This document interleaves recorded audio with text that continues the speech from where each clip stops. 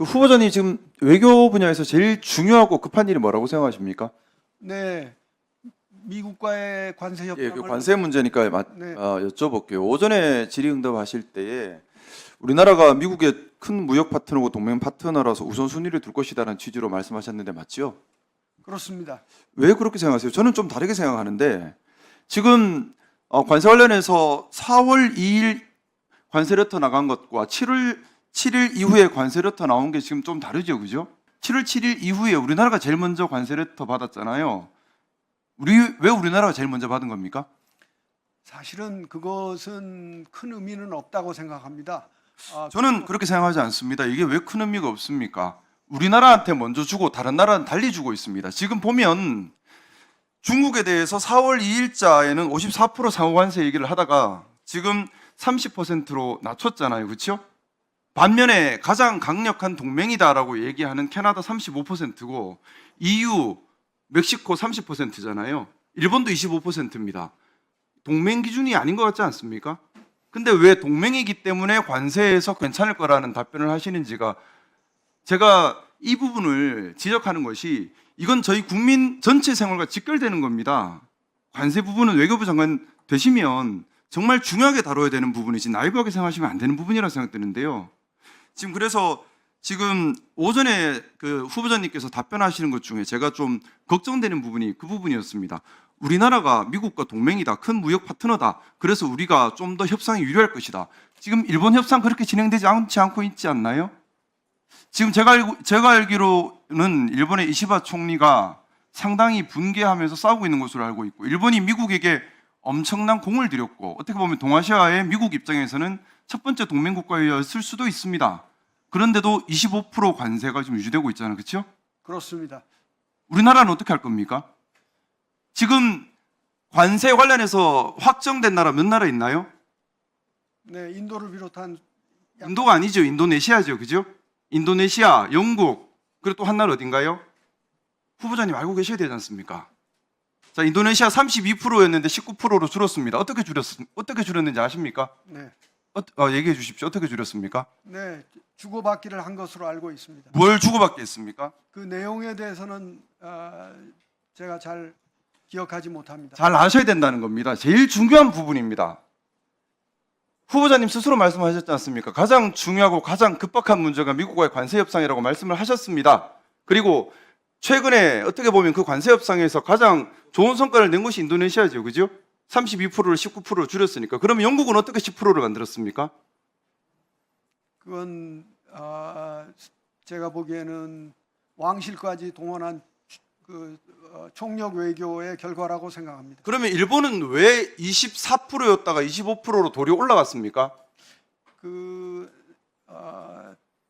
타국의 그 협상 내용에 대해서 제가 이 자리에서 말씀드리기 그러면 미국은 우리에게 농수산물 그리고 쌀 개방 요구하고 있습니다. 내용 어떻게 알고 계십니까? 네, 알고 있습니다만은 상세 내용은 보도된 자료도 알고 계십니까? 그렇습니다. 그 정도는 얘기할 수 있지 않습니까? 어떻게 보도됐습니까? 그러면 미국이 왜 중국한테는 30%로 상호관세를 낮췄는지 아십니까? 뭐 때문이라고 생각하십니까? 네, 히토리움 얘기가 있었습니다. 그러면 우리나라는 어떤 무기가 있습니까? 지금 보면 미국은 동맹이 중요한 것이 아니에요. 잘 아시겠지만 트럼프가 지금까지 외교 정책을 해온 것들을 보면 이 사람은 말한 거 무조건 실천하려고 집요하게 달려듭니다. 무기가 없으면 털리는 거예요. 중국은 히토류가 있으니까 54% 얘기했다 30% 내려오는데 일본이나 이쪽에는 뭐 미국 국채 이런 것들 외에는 다른 무기가 없으니까 끌려가고 있는 거지 않습니까? 그러면 우리도 우리만의 협상 카드나 이런 것들 준비해야 되지 않습니까? 어떤 거 준비하고 계십니까? 네, 여러 가지 그 대응책이 준비된 걸로 알고 있습니다. 아니요. 말할 수 있는 부분도 있고 말할 수 없는 것도 있을 수 있지 않을까요? 말할 수 있는 부분은 아무것도 없나요? 국민들께서 궁금해하시지 않습니까?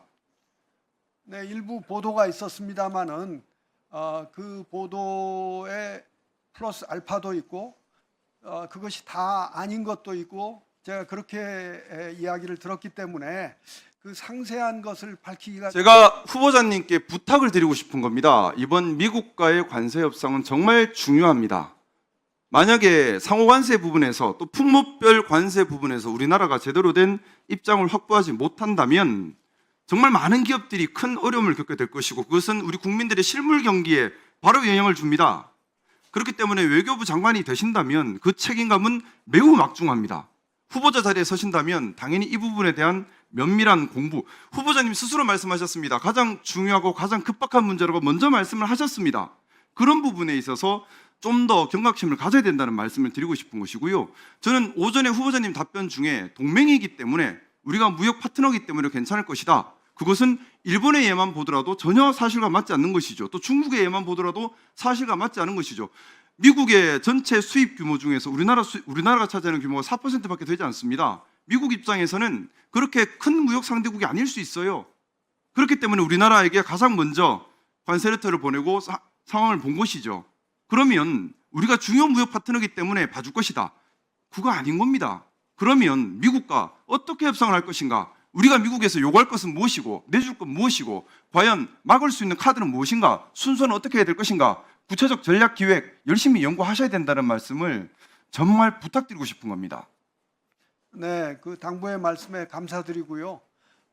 제가 지금 오늘 여기서 답변하는 내용은 사실은 협상의 상대방에게 다 알려지는 것입니다. 그렇기 때문에 제가 생각하는 바를 다 그대로 말씀드릴 수. 후보자님 말씀 중에 죄송한데 이미 언론 보도에 나와 있고 공식화된 것들 그리고 다른 나라의 협상 내용들 이 정도 중에 공개된 것들은 얘기할 수도 있다고 생각합니다. 전부 다 답변할 수 없다는 취지로 넘어가시면 인사청문회를 어떻게 진행하겠습니까? 그건 국민들에 대한 예의도 아닙니다. 그래서 앞으로 준비하시는 과정에서 이 부분 철저하게 준비해 주시기를 부탁드리겠습니다.